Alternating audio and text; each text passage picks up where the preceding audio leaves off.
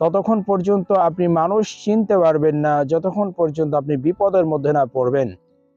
বিপদ এমন একটি জিনিস যেটা মানুষের জীবনে আসে নিয়ামত স্বরূপ। কি ধরনের নিয়ামত?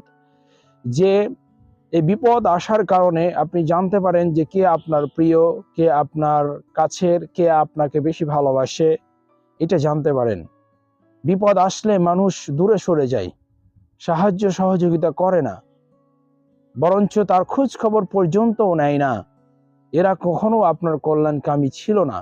তাই বিপদ মানুষকে এটা শিক্ষা দিয়ে যায় যে কে তোমার আপন আর কে তোমার পর, এই জিনিসটা শিক্ষা দিয়ে যায়।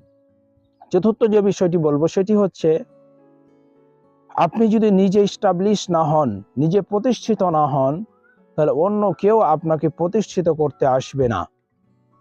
যদি আপনি নিজে খাবার না গ্রহণ করেন, অন্য কেউ খাবার খাওয়াতে আসবে না। এই পৃথিবীর এমন একটি নিয়ম নীতি যেখানে নিজের কাজ নিজেকেই করে নিতে হয়, নিজের ভালো নিজেকেই দেখে নিতে হয়। অন্য কেউ আপনার ভালো নিয়ে এতটা চিন্তা করবে না। তাই একটি কথা আছে,